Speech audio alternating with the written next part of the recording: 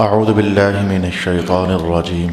بسم الله الرحمن الرحيم. فقد جاء أشراطها. صدق الله مولانا العظيم.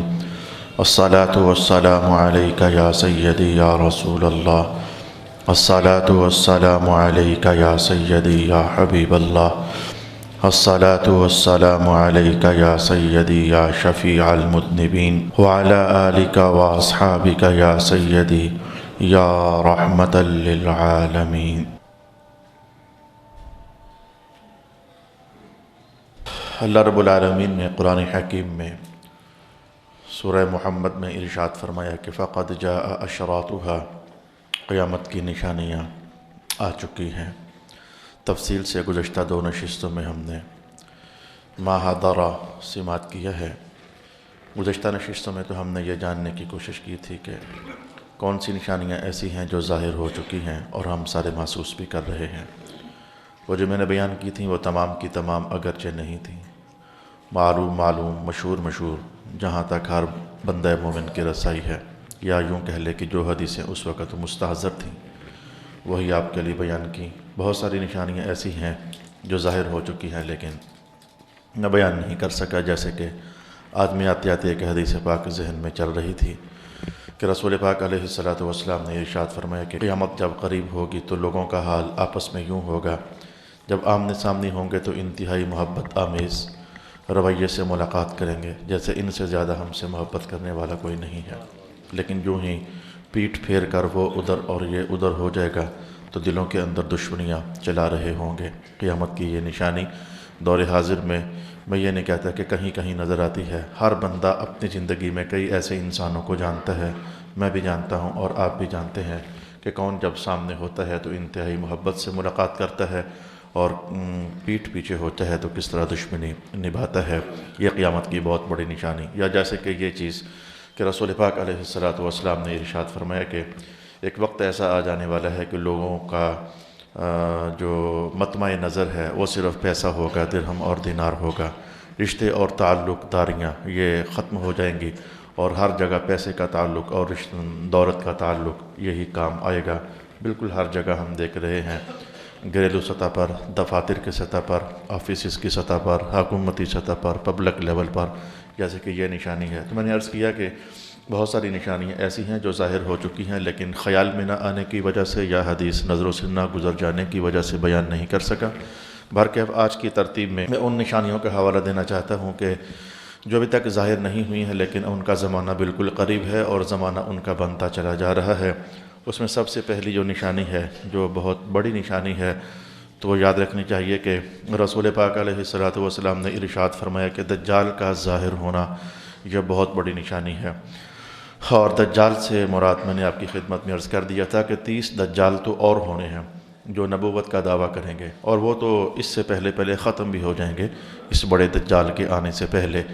تو یہ جو دجال ہے اس نے آ کر نبوت کا دعویٰ نہیں کرنا ہے، اس نے آ کر خدائی کا دعویٰ کرنا ہے، اور جو آثار و شواہد بتاتے ہیں تو کم از کم یہ ہے کہ میں اور آپ شاید اس کے زمانے سے بہت پہلے ہی ختم ہو چکے ہوں گے، لگتا ایسے ہے آثار و شواہد، لیکن اللہ چاہے تو ہو سکتا ہے کہ راتوں رات ایسا ماحول بن جائے، دن گزرتے ہی ایسے ماحول بننا شروع ہو جائیں، کیونکہ دجال کا آنا اور جناب امام مہدی کا آنا اور جناب عیسیٰ علیہ السلام کا تشریف لانا یہ ہم زمان ہیں۔ یہ تینوں نشانیاں ایک ہی زمانے سے تقدم اور تاخر کے ساتھ آنے والی ہیں۔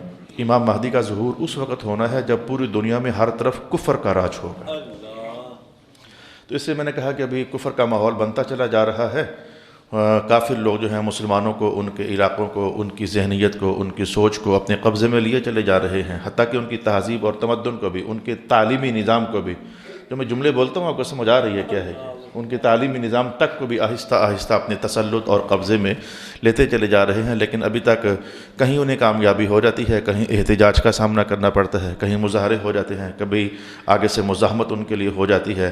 تو لگتا ہے کہ ہم تو بس گئے اور ابھی یہ معاملہ ذرا دور ہے دجال کا آنا، لیکن جیسے رسول پاک علیہ الصلوۃ نے یہ فرمایا کہ یہ اتنا بڑا فتنہ ہے، حالانکہ اللہ رب العالمین کو معلوم تھا، سب نبیوں کو بھی معلوم تھا کہ یہ آخری نبی محمد مصطفیٰ کے بھی تشریف لانے کے بعد جا کر کہیں ظاہر ہونا ہے، لیکن اس فتنے کا شدید ہونا یہاں سے آپ محسوس کر لیں کہ جناب آدم علیہ السلام سے اس کی خبریں دینے کے متعلق کام شروع ہو چکا تھا، حضور پاک نے خود ارشاد فرمایا کہ ہر نبی اپنی امت کو اور اپنی قوم کو خبر دیتا رہا دجال آنے والا ہے، تو میں تمہیں خبر بھی دے رہا ہوں اور بچنے کا طریقہ بھی ارشاد فرما رہا ہوں۔ تو بچنے کے طریقے کے حوالے جو جملہ بولنا چاہتا تھا، نسل در نسل، بھلے جس دور میں نہیں بھی آنا تھا، یہ ایک ایسی نشانی ہے کہ اس کی خبر نسل در نسل اگلی نسلوں میں علم منتقل کرنے کے لیے ہزاروں سالوں پر محیط سفر ہے اس نشانی کا۔ جناب آدم علیہ السلام سے کام شروع ہو چکا، لہذا بھلے ایسے لگتے ہے کہ ہمارے دور میں دجال نہیں آئے گا، ہم تو ان قریب فنا ہو جانے والے ہیں، لیکن ذمہ داری بنتی ہے کہ اپنی نسلوں میں اور آگے اور پھر آگے اور پھر آگے اور پھر آگے اس علم کو منتقل کیا جائے۔ میں آج دن کو بڑے کھلے دل کے ساتھ اس بات کی سوچ پر عرض کر رہا تھا اللہ کی حضور، اے اللہ تعالیٰ حضور کے محراب سلامت رہے، حضور کے منبر سلامت رہے۔ کیسے آنے والی نسلوں کو جو حقیقی علم، جو سرکار دو عالم کی وراثت ہے، یہی تو ایک مقام رہ گیا جہاں سے چلتا رہتا ہے، آپ آؤ نہ آؤ، سنو نہ سنو، لیکن یہاں سے سرکار کی وراثت علمی چلتی ہی رہتی ہے اور چلتی ہی رہے گی۔ یہ کوئی ایسا نہیں ہے کہ اگر میں اور آپ یہ علم آگے منتقل نہیں کریں گے تو منتقل ہوگا نہیں، ہمارے بچے پتہ نہیں کہاں رہیں گے، تو کہاں جمعے پڑھیں گے، تو وہاں جو عالم ہوگا وہ آگے منتقل کر دے گا۔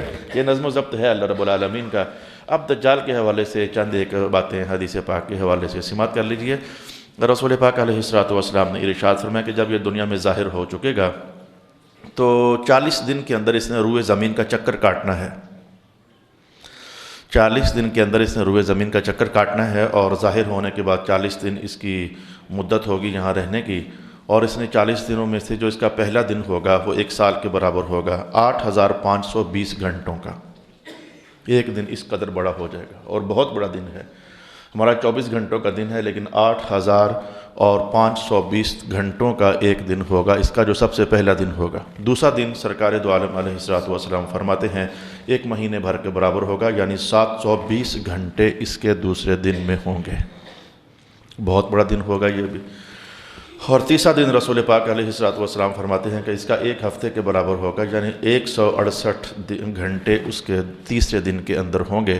تو یہ پہلے 3 دن جو ہیں اس کے بڑا، اور پھر اس کے بعد چھوٹا، اور پھر اس کے بعد چھوٹا، اور جو باقی ایام اس کے ہوں گے وہ ہر یعنی 37 دن جو ہیں وہ 24 گھنٹوں کا دن ہی ہوگا۔ یہ رسول پاک علیہ السلام نے کلام ارشاد کر دیا، اور ان 40 دنوں کے اندر اندر اس کی رفتار کا حال یہ ہوگا کہ یہ پوری روئے زمین کا چکر کاٹے گا۔ صحابہ نے پوچھا حضور رفتار ہوگی ویسے کتنی کو؟ رسول پاک علیہ السلام فرماتے ہیں جیسے تیز ہوائیں چلیں تو بادلوں کو دھکا لگا کر ابھی یہاں ہے تو وہ شام سے پہلے کہاں پہنچا دیتی ہیں، تو یہ بادلوں کی رفتار سے چلے گا جیسے ہوائیں اسے پیچھے سے دھکیل رہی ہوتی ہیں۔ تو رسول پاک علیہ السلام فرماتے ہیں کہ یہ گھومے گا ویسے 40 دنوں کے اندر پورے روئے زمین کو، لیکن حرمین شریفین طیبین طاہرین کے اندر اس کا داخلہ اللہ نے پابندی لگا دی ہوئی ہے۔ حرمین جانے والا ہر راستہ جو ہے اس پر اللہ کی طرف سے فرشتے کھڑے ہوں گے، جب بھی یہ گھوم کر کے حرمین کی طرف آنا چاہے گا فرشتے پکڑ کر اس کا منہ گھما کر پرے کر دیں گے، اور جب پھر گھوم گھام کر پھر آنا چاہے گا پھر حرمین شریفین کے اندر یہ داخل نہیں ہو سکے گا۔ اس کا فتنہ بہت شدید ہوگا۔ میں اس کے فتنے کے شدید ہونے کو حضور کے اس کلام سے آپ کی خدمت میں عرض کرنا چاہتا ہوں۔ حدیث کے الفاظ دل کر گیا پڑھنے کو، حالانکہ وقت ہم عربی زبان کی عبارات سے بچت کر رہے ہیں، لیکن حدیث کے الفاظ پڑھنے کو رغبت ہو رہی ہے۔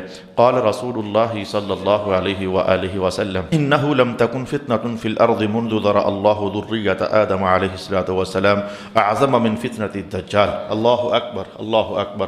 رسول پاک علیہ السلام ارشاد فرماتے ہیں کہ جناب آدم علیہ السلام سے لے کر آج تک جتنے بھی فتنے ظاہر ہوئے ہیں کوئی فتنہ بھی ایسا نہیں ہے جو دجالی فتنے کا مقابلہ کر سکے۔ آج تک ایسا فتنہ پیدا ہی نہیں ہوا، حالانکہ صدیوں پر محیط ہے انسانی سفر۔ نبیوں کی زندگی میں کتنے فتنے ہیں، لڑائیاں ہیں، جھگڑے ہیں کافروں کی طرف سے، لیکن وہ فتنے بھی اس دجالی فتنے سے کم ہیں۔ یہ رسول پاک علیہ السلام خود فرماتے ہیں آج تک اتنا بڑا فتنہ اللہ نے پیدا ہی نہیں فرمایا ہوگا صلی اللہ علیہ وآلہ وسلم۔ پھر رسول پاک علیہ السلام فرماتے ہیں کہ جب اس کی طاقت کا حال یہ ہوگا کہ وہ 40 دن کے اندر روئے زمین کا چکر کاٹے گا تو اس کے ایک ہاتھ میں جنت ہوگی اور ایک ہاتھ میں اس کے دوزخ ہوگی، لیکن حضور فرماتے ہیں جو دکھنے میں جنت ہوگی اصل میں وہ دوزخ ہوگی، اور جو دکھنے میں دوزخ ہوگی اصل میں وہ جنت ہوگی۔ جب لوگوں کو یہ کہے گا کہ میں رب ہوتا ہوں مانو، جو مانے گا تو اسے جو اس کے رب ہونے کو مان لے گا تو اسے وہ اپنی جنت میں ڈالے گا، جو سیدھا ہی بندے کو دوزخ میں ڈالنے والی بات ہے، اور جو اس کا انکار کرے گا، اور ہر مومن اس کا انکار کرے گا۔ یہ حدیث پاک کے الفاظ ہے۔ جو مومن ہوگا نا ان پڑھ بھی ہوگا تو حضور فرماتے ہیں کہ اس کے ماتھے پر لکھا ہوگا کافر، تو ہر ان پڑھ کو بھی نظر آئے گا، نابینے کو بھی نظر آئے گا۔ کتنی عجیب بات ہو گئی۔ جس کے دل میں ایمان سلامت ہے تو وہ ان پڑھ ہے تب بھی وہ پڑھ سکے گا کافر۔ حضور پاک علیہ السلام نے اتنا کھولا، آپ نے کہا کاف فا را، ان کلمات کے ساتھ حضور نے فرمایا کہ ہر مومن پڑھے گا، نابینا ہوگا تب بھی پڑھے گا، ان پڑھ ہوگا تب بھی پڑھے گا۔ تو انشاءاللہ جو ایمان والے ہوں گے وہ اس کے قابو آنے والے نہیں ہوں گے، اور ان قریب سن کر اسی نشست میں حیرت ہو جائے گی کتنے لوگ ایسے ہیں جو دکھنے میں ایمان والے ہوں گے، رہتے بھی مدینہ میں ہوں گے اور رہتے بھی مکہ میں ہوں گے۔ لا الہ الا اللہ محمد الرسول اللہ، رسول پاک مکہ اور مدینہ میں رہنے، جو کہ ہمیشہ سے امت مسلمہ کے لیے بہت بڑا مغالطہ رہا ہے کہ وہاں رہنے والے ٹھیک ہی ہوتے ہیں۔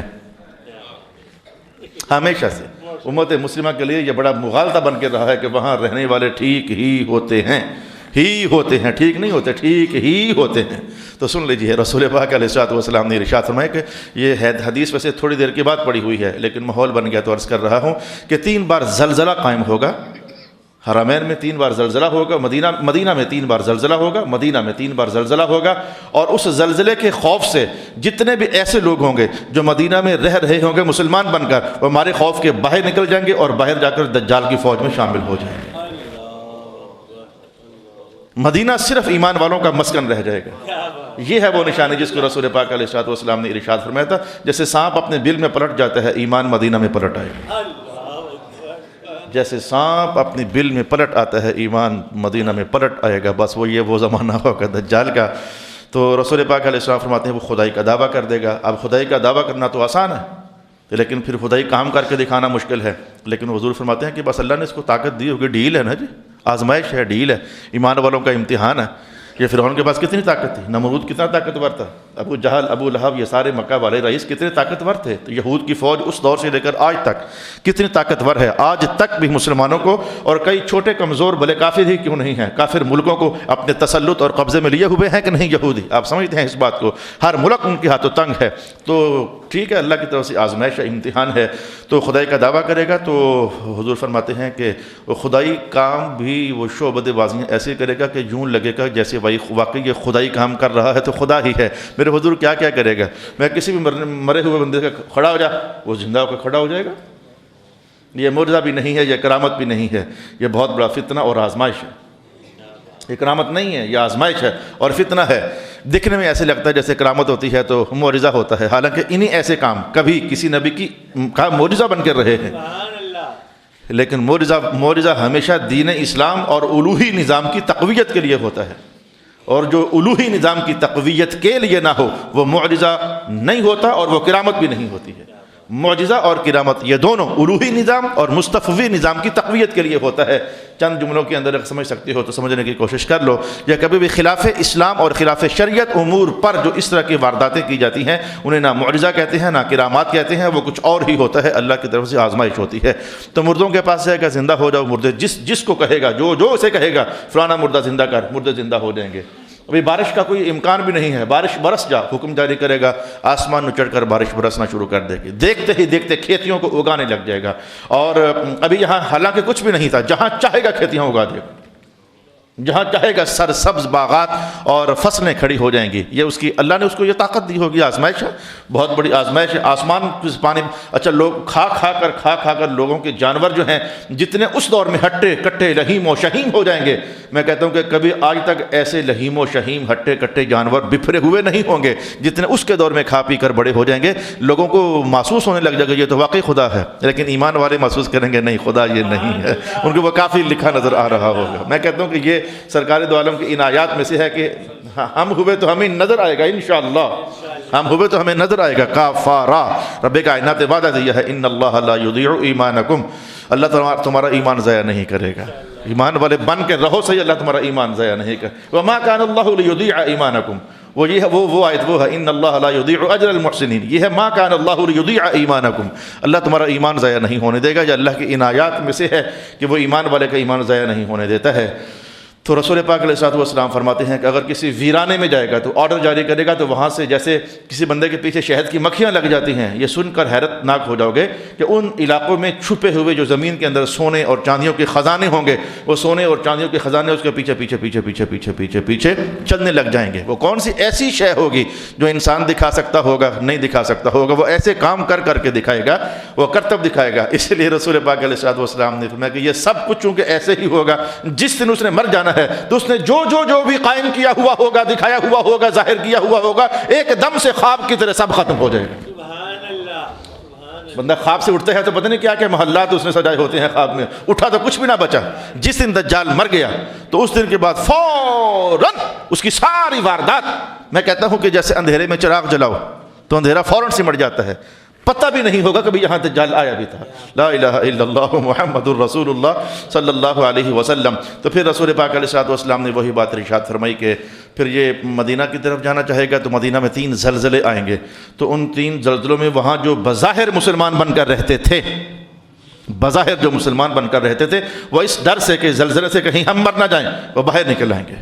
اور پھر ایسے وہ لوگ بھی جو اللہ کے علم میں یہ تھا کہ یہ دجال کی فوج میں شامل ہوں گے اور اس کو مانیں گے، ان کو بھی اللہ رب العالمین مدینہ سے باہر نکال دے گا، اور پھر صرف اور صرف مدینہ شریف میں ایمان والے باقی رہ جائیں گے۔ اندازہ کیا جا سکتا ہے کہ کتنے کوہ ہوں گے۔ مدینہ شہر مبارک کتنا ہے، جتنا بھی بڑا ہے، برکات میں تو پوری دنیا پر غالب ہے، لیکن میں کہتا ہوں اپنے وجود میں، حدود عربے میں کتنا کو بڑا ہے، تو دنیا بھر کھربوں انسانوں کے اندر اتنے کو مسلمان رہ جائیں گے۔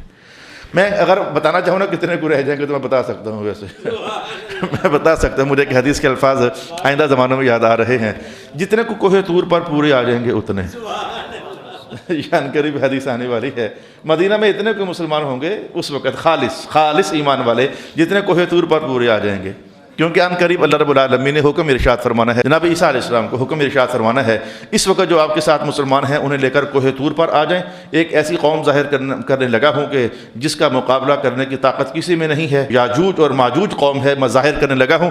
تو جناب عیسیٰ علیہ السلام جتنے مسلمان ہوں گے سب کو لے کر کوہ طور پر چلے جائیں گے، تو پورے آئیں گے تو اتنے ہی ہوں گے نا۔ میں نے یہ کہنا چاہا کہ مدینہ کے ماحول میں بھی اتنے کو مسلمان رہ جائیں گے جو کوہ طور پر پورے آ سکتے ہوں گے صلی اللہ علیہ وسلم۔ دجال کے ساتھ میں نے پچھلی بار بھی عرض کیا تھا یہودیوں کی فوجیں ہوں گی، ان کا عدد بھی رسول پاک صلی اللہ علیہ وسلم نے ارشاد فرما دیا، الدجال معہ 70,000 یہودی، دجال کے ساتھ 70,000 یہودی ہوں گے۔ اور میں پھر ایک بار تھوڑا سا گھما کر آپ کو عنوان سمجھانا چاہتا ہوں، آپ کو گھمانا مطلوب نہیں ہے، گھما کر عنوان سمجھانا مطلوب ہے۔ یہ یہودیوں کی جناب علی سے پرانی جنگ ہے، پرانی جنگ ہے، کیونکہ جب بھی کبھی بھی کسی بھی مارکے میں یہودیوں کو تہ تیغ کیا گیا ہے، سب سے زیادہ قتل کرنے والے یہودیوں کے جناب علی المرتضی ہیں۔ نعرہ حیدری، نعرہ حیدری، نعرہ حیدری۔ اسی لیے مسلمانوں کے اندر کہیں نہ کہیں وہ ایسا ماحول بناتے رہتے ہیں، کچھ سالوں کے گزرنے کے بعد، کچھ سالوں کے گزرنے کے بعد اور کچھ سالوں کے گزرنے کے بعد ماحول بناتے رہتے ہیں کہ جناب علی پر لوگوں کے اندر تفریقہ باقی ہی رہے اور یہ چلتے ہی رہیں، ان کی حمایت میں لوگ ٹوٹتے ہی رہیں۔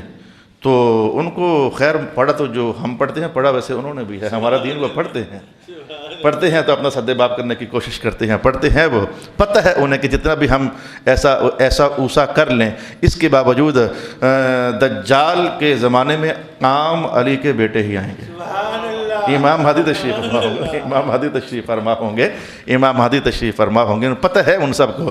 لیکن بہر کیف واپس آ جائیے، تو 70,000 فوجیں ہوں گی اور اس کی پیشانی پر لکھا ہوا کافر۔ جب دنیا بھر سے ہر طرف سے پھرا کر یہ دجال شام کے علاقے میں جائے گا، ملک شام میں جائے گا، ملک شام ہمیشہ تاریخی شہر رہا ہے، ہمیشہ تاریخی شہر رہا ہے۔ رسول پاک علیہ السلام نے فرمایا تھا کہ ہر وقت 70 ابدال پوری دنیا میں رہیں گے، ابدال جن میں سے 4 جو ہیں وہ ہمیشہ شام میں رہیں گے۔ ایک حدیث کے الفاظ یہ ہیں، اور کسی اور حدیث میں عدد کا کچھ اور کمی زیادتی بھی کی گئی ہو تو اس وقت میرے ذہن کے اندر موجود نہیں ہے، لیکن جو آج تازہ حدیث پڑھ کر آیا ہوں تو اتنے ابدال جو ہیں وہ ہمیشہ شام کے اندر رہیں گے۔ یہ ابدال ویسے جاننا چاہیے، یہ اولیاء کے درجہ بندیوں میں سے ایک درجہ بندی پر رہنے والے اولیاء کا نام ہے۔ درجہ بندی ہوتی ہے نا اللہ تعالیٰ کے ہاں، نبی ہوتے ہیں، نبیوں کے سردار بھی ہوتا ہے، صحابہ ہوتے ہیں، پھر صحابہ کی دنیا میں اہل بیت بھی ہوتے ہیں، درجہ بندیاں ہوتی ہیں نا، تو اولیاء ہوتے ہیں، قطب، ابدال، غوث، یہ درجہ بندی ابدال، یہ ایک قوم صالحون، مولا علی قاری فرماتے ہیں الابدال قوم صالحون، یہ ایک صالح قسم کی قوم ہے، یہ جب تک رہیں گے اس دنیا میں تو زمین کا نظم و ضبط اللہ ان کے وجود کی برکت سے قائم رہنے دے گا۔ نظر نہیں آتے، بتاتے نہیں ہیں کسی کو، ان کو پہچاننے کے لیے بھی کسی کم از کم ولی کی نظر ہونی چاہیے، اور یہ خود حدیث میں آتا ہے کہ ابدال کو پہچاننے کے لیے ولی کی نظر ہونے چاہیے۔ یہ جب جناب امام مہدی طواف کر رہے ہوں گے تو طواف کرنے میں اور بھی لوگ ہوں گے، لیکن طواف کی حالت میں جو اولیاء کرام ہوں گے ان کو اللہ تعالیٰ احساس کروا دے گا یہ امام مہدی جا رہے ہیں۔ تو امام مہدی کو پہچاننے کے لیے بھی ولیوں کی نظر چاہیے، تو ابدال کو پہچاننے کے لیے بھی۔ اچھا تو سمجھیے رسول پاک صلی اللہ علیہ وسلم فرماتے ہیں کہ یہ ملک شام کو جائے گا تو ادھر سے فجر کی نماز کا ٹائم ہو چکا ہوگا اور صف بندی ہو چکی ہوگی، اور امام مہدی مصلی پر کھڑے ہو چکے ہوں گے، اور اس وقت عین فجر کی امامت کے وقت کی حالت میں جناب عیسیٰ علیہ السلام شام میں جامع مسجد دمشق کے مشرق والے مینار پر آسمان سے سیدھے اتر کر تشریف فرما ہوں گے، اور وہ جماعت کی صفوں میں شریک ہونا چاہیں گے۔ امام مہدی کو اللہ تعالیٰ کے حکم سے پتہ لگ جائے گا یہ جناب عیسیٰ تشریف لے آئے ہیں۔ قہقرہ امام مہدی ادھر سے ہی الٹے قدم واپس آنا چاہیں گے، اور جناب عیسیٰ علیہ السلام پہلی صف میں پہنچ چکے ہوں گے، اور دو کندھوں کے درمیان ہاتھ سے تھپکا لگا کر کہیں گے انہا لکا، یہ نماز میں نے نہیں، آپ نے پڑھانی ہے۔ یہ نماز میں نے نہیں پڑھانی ہے، یہ نماز آپ نے پڑھانی ہے۔ علی کا بیٹا امامت کروا رہا ہے۔ وقت جن کی مخالفتیں کرنے کے چکر میں پتہ نہیں مسلمانوں کے بھی کیا ہوتا چلا جا رہا ہے، تو علی کے بیٹے امامت کروا رہے ہیں، امام مہدی امامت کروائیں گے اور پھر نماز پڑھائیں گے۔ تو حالانکہ اقامت بھی ہو چکی ہوگی، اس حالت میں امام مہدی جو یہ حدیث کے الفاظ میں نے آپ کی خدمت میں تلاوت کیے ہیں، وَإِمَامُهُمْ رَجُلٌ صَالِحٌ بَيْنَمَا إِمَامُهُمْ قَدْ تَقَدَّمَ يُصَلِّي بِهِمُ الصُّبْحَ، مصلی امامت پر چڑھ چکے ہوں گے، اِذْ نَصَرَ عَلَيْهِمْ عِيسَى ابْنُ مَرْيَمَ عَلَيْهِ السلام فَرَجَعَ ذَلِكَ الْإِمَامُ يَنْقُصُ يَمْشِي الْقَهْقَرَى لِيَتَقَدَّمَ عِيسَى عَلَيْهِ النَّاسِ، وہ پیچھے الٹے قدم واپس آنا چاہیں گے تاکہ جناب عیسیٰ علیہ السلام کو آگے کریں، تو فَيَدَعُ عِيسَى علیہ السلام يَدَهُ بَيْنَ كَتَفَيْهِ ثُمَّ يَقُولُ تَقَدَّمْ فَصَلِّ فَإِنَّهَا لَكَ، بھائی یہ نماز میں نے نہیں کروانی ہے، یہ نماز آپ پڑھائیں، یہ اللہ رب العالمین نے آپ کا حق رکھا ہوا ہے۔ اُقیمت فَيُصَلِّ، اچھا اس موقع پر یہ فجر کے ٹائم میں ملاقات ہونی ہے۔ دجال اپنے سارے فتنے جب ہنگامہ بپا کر لے گا تو فجر کے ٹائم میں جب یہ نماز ہونی ہے، یہ حدیث کے الفاظ آتے ہوئے مطالعے سے گزرے آپ کی خدمت میں عرض کرنا چاہتا ہوں، تو سلام پھیرنے کے بعد جناب عیسیٰ علیہ السلام حکم جاری کریں گے افتحوا الباب، یہ مسجد کا دروازہ کھولو، جو بھی ہوگا لگتا ہے کہ بند ہو چکا ہوگا، اللہ جب حدیث کے الفاظ یہ بتاتے ہیں افتحوا الباب، دروازہ کھول دو، دروازہ کھول دیا جائے گا۔ فَيُفْتَحُ وَرَاءَهُ الدَّجَّالُ مَعَهُ 70,000 يَهُودِيٍّ، جو ہی دروازہ کھلے گا تو دجال مسجد کے دروازے پر 70,000 یہودیوں کے ساتھ کھڑا ہوگا، اور حضور فرماتے ہیں كُلُّهُمْ ذُو سَيْفٍ مُحَلَّى، اور ہر ایک کے ہاتھ میں تلوار ہوگی اور نیزے اور اسلحے سے وہ بھاری بھرکم حالت میں 70,000 کے 70,000 وہاں کھڑے ہوں گے۔ رسول پاک علیہ السلام فرماتے ہیں کہ حضور فرماتے ہیں کہ اللہ کا جو نظام ہے اس دجال کی موت دیکھیں، جو نظام ہے اللہ رب العالمین کا، جناب عیسیٰ علیہ السلام جو سانسیں اس وقت اللہ نے ان کو عطا فرمانی ہے، ذرا وہ سانسیں لیں گے، سبحان اللہ، نہ جانے وہ کیا ہوں گے، وہ نور اور طاقت سے بھری ہوئی سانسیں ہوں گی۔ عیسیٰ علیہ السلام سانس لیں گے، دروازہ کھلے گا، ان سانسوں سے رسول اکرم صلی اللہ علیہ وآلہ وسلم ارشاد فرماتے ہیں کہ جہاں تک نظر جاتی ہے تو وہ سانس وہاں تک جائے گی، تو وہ سانس جب اپنا اثر چھوڑے گی، روحانی اثر چھوڑے گی، روحانی اثر چھوڑے گی، تو حدیث کے الفاظ ہیں وہ دجال پگھلنا شروع ہو جائے گا جیسے پانی میں نمک پگھلنا شروع ہو جاتا ہے۔ تو جب اس سے آگے سے جناب عیسیٰ علیہ السلام کو یہ روحانی اسلحہ پڑے گا، سانسیں، تو اسے محسوس ہوگا میرا جسم ادھڑ رہا ہے، پگھل رہا ہے، وہ بھاگے گا۔ جناب عیسیٰ علیہ السلام پیچھے سے آواز ماریں گے ان لی فیک ضربہ، تو جہاں مرضی بھاگ جا، میں نے تجھے ایک نیزہ مارنا ہی مارنا ہے، تو جہاں مرضی بھاگ جا، میرے ایک ضرب میں نے تجھے مارنی ہی مارنی ہے، کیونکہ اللہ کا حکم ہے۔ تو پھر وہ بھاگنے کی کوشش تو کرے گا، کون مرنا چاہتا ہے؟ موت کو سامنے دے کر بھاگنا تو چاہتا ہے۔ جناب عیسیٰ علیہ السلام آواز ماریں گے بھی، جہاں تک بھاگنا ہے بھاگ لے، میں آیا، اور ایک تو نیزہ پڑے گا ہی پڑے گا، تو وہ بھاگے گا۔ لن تسبقنی بها فیدرکها عند الباب اللد، تو ایک دروازے کے پاس بہت قریب ترین جناب عیسیٰ علیہ السلام جو ہیں اس دجال کو پا لیں گے اور نیزہ ماریں گے، اور بس وہ فیقتلہ، وہ ایک ہی نیزہ اس کے لیے کافی ہو جائے گا، اور ادھر ہی لو جناب عیسیٰ کے نظر سے وہ خدا مرا پڑا ہے، جھوٹا خدا مرا پڑا ہے، دجال مرا پڑا ہے۔ لا الہ الا اللہ، لا الہ الا اللہ، لا الہ الا اللہ محمد الرسول اللہ۔ پھر رسول پاک علیہ السلام فرماتے ہیں کہ اس کو مارنے کے بعد جناب عیسیٰ علیہ السلام مزید 40 سال اس روئے زمین پر رہیں گے، مزید 40 سال رہیں گے، اور ایسا نظام عدل قائم کریں گے۔ قرآن پاک کے الفاظ میں پڑھنا چاہتا ہوں، اس وقت جناب عیسیٰ علیہ السلام اپنا دین اور اپنا مذہب نہیں چلائیں گے، بلکہ وَإِن مِّنْ أَهْلِ الْكِتَابِ إِلَّا لَيُؤْمِنَنَّ بِهِ قَبْلَ مَوْتِهِ يَوْمَ الْقِيَامَةِ، کہ جو مارے گئے یہودی مارے گئے، جو بچ گئے، جو یہودی بچ گئے، تو رسول اللہ فرماتے ہیں کوئی بھی یہودی رہے گا نہیں، سب کو جناب عیسیٰ علیہ السلام پر ایمان لانا ہوگا۔ کیا ایمان لانا ہوگا؟ کہ محمد صلی اللہ علیہ وسلم آخری نبی ہیں اور سچے نبی ہیں، اور آج میں ان کی امت میں تشریف فرما ہونے کے ناطے اللہ کا حکم چلا رہا ہوں۔ اور یہ بات قرآن حکیم میں لکھی ہے وَإِن مِّنْ أَهْلِ الْكِتَابِ إِلَّا لَيُؤْمِنَنَّ بِهِ قَبْلَ مَوْتِهِ۔ اور مسلمانوں، دماغ میرا چھٹے سے بارے میں چلا گیا، عیسائی آج بھی یہ سوچتے ہیں کہ ہم نے عیسیٰ علیہ السلام کو قتل کر دیا ہوا ہے، وہ ان کا صلیب کا نشان اسی بات کی نشاندہی کرتا ہے۔ اتنا تو آپ پڑھ پڑھ کر مسلمان ہو کہیں نہ کہیں، وہ اسی لیے جناب علیہ السلام جب تشریف فرما ہوں گے تو صلیب کے نشان کو توڑ دیں گے کہ جو یہ نشان بنا کر بتانا چاہتے ہیں وہ کام تو نہیں ہوا، میں تو ابھی زندہ ہوں۔ چھٹے سے بارے میں رب کائنات نے ارشاد فرمایا ہے بل رفعہ اللہ الیہ، اللہ نے ان کو آسمانوں پر اٹھا لیا ہوا ہے، وہ فوت نہیں ہوئے ہیں، عیسائی ان کو قتل کرنے پر قادر نہیں ہوئے ہیں۔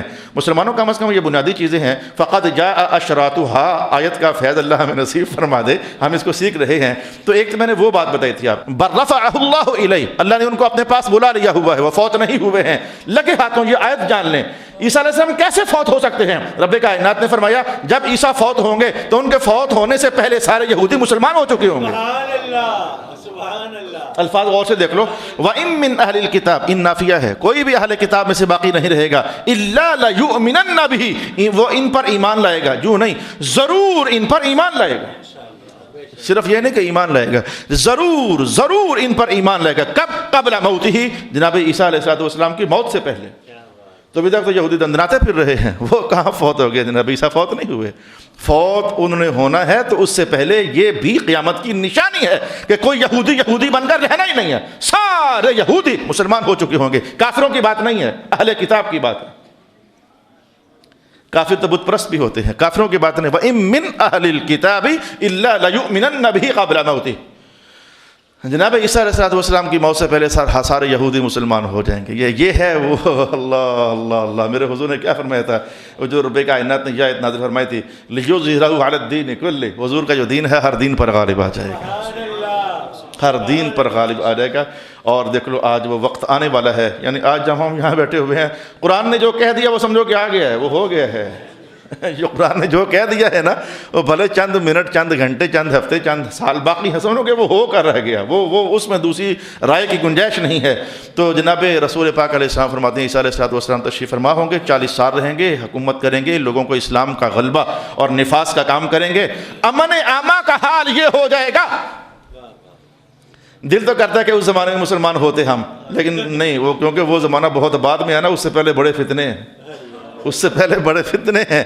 جناب رسول اللہ فرماتے ہیں جناب عیسیٰ علیہ السلام کا جو 40 سالہ دور ہوگا اس میں حال یہ ہوگا کہ کوئی کسی سے حسد نہیں کرے گا، کوئی کسی سے بغض نہیں کرے گا، کوئی کسی سے عداوت نہیں کرے گا، ہر بندہ اپنی دنیا میں اتنا خوش ہوگا اسے کسی سے غرض ہی کیا ہے۔ یہ حال ہو جانا ہے اسلام کے نفاذ کا۔ اتنا کچھ جملہ سن کا دل کرتا ہے کہ کیش ہو کیسا ماحول ہوگا، لیکن نہیں یار، ادھر ہی ٹھیک ہے۔ اللہ بہتر جانتا ہے ہمیں کس زمانے میں پیدا کرنا تھا، اس نے اللہ بہتر جانتا ہے کہ اس نے کس کو کس زمانے میں پیدا کرنا ہے۔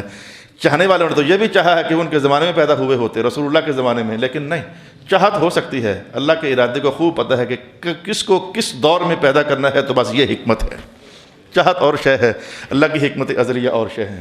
صلی اللہ علیہ وسلم خنزیر کو قتل کر دیں گے، صلیب کو توڑ دیں گے، اور جو اہل کتاب بچ جائیں گے وہ ان پر ایمان لے آئیں گے۔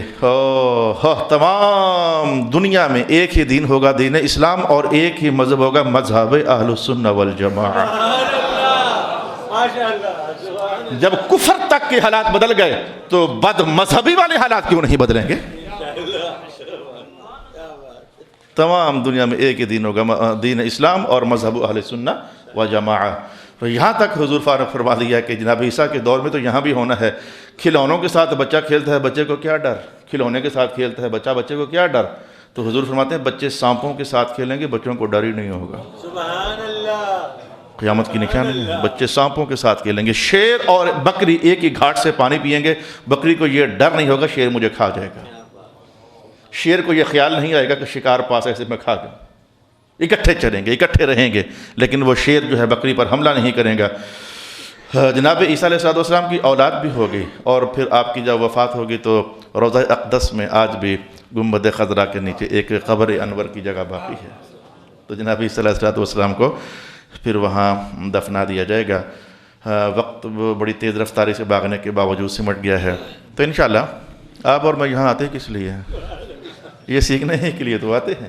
تو جو اس بار رہ گیا تو میں کوشش کروں گا کہ تھوڑا سا ایک نشست اور ہم جان لیں کہ فقد جاء اشراطھا میں کیا کچھ ہو چکا, کیا کچھ ہونے والا ہے. آخر یہ چیزیں ہیں تو امانت رسول پاک علیہ السلام کے دین پاک کی امانت ہیں. میں اللہ کا شکر ادا کر رہا تھا کہ حضور پاک کو اللہ نے اور پھر حضور کے صدقے ہم کو 7 دنوں میں ایک دن ایسا دے دیا کہ دنیا بھر میں ہر جگہ اس وقت سرکار کی باتیں چل رہی ہیں. دیکھ لیں, ہفتے بعد بھی حضور کی باتیں سن لو, یقین جانو ایمان تازہ ہو جاتا ہے, روح کھل جاتی ہے, اندر تسکین ہو جاتی ہے, کمزوریاں توانائیوں میں تبدیل ہو جاتی ہیں. کتنے لوگ ایسے ہیں ان کی اپنے ایمان کی کیفیت ہے, کہتے ہیں ہم تو انتظار کر رہے ہوتے ہیں کہ یہ وقت آئے تو جا کر سرکار کی باتیں سنیں. کتنے لوگ ایسے انتظار کر رہے ہوتے ہیں. لا الہ الا اللہ محمد الرسول اللہ. یہاں ایک بابا جی ایسے ہی بیٹھے ہیں, وہ بدھ آتا ہے تو وہ شروع کر دیتے ہیں پتر میں نے چھڑ کے آنا ہی جمعے والے دن. جمعے والے دن کی تو چلا نہ جامی, وہ ٹر نہیں سکتے, مشکل ہوگی ذرا ان کے لیے. اس کا بیٹا کہتا ہے بدھ آتا ہے تو ابا جی کا جمعہ شروع ہو جاتا ہے. مجھے شور ڈالنا شروع کر دیتے ہیں, پتر کہیں چلا نہ جائے, میں نے جمعہ پڑھنا ہے, درس قرآن میں جانا ہے. اللہ پاک ان کے ایمان کو مزید تقویت عطا فرمائے. وآخر دعوانا الحمد للہ رب العالمین.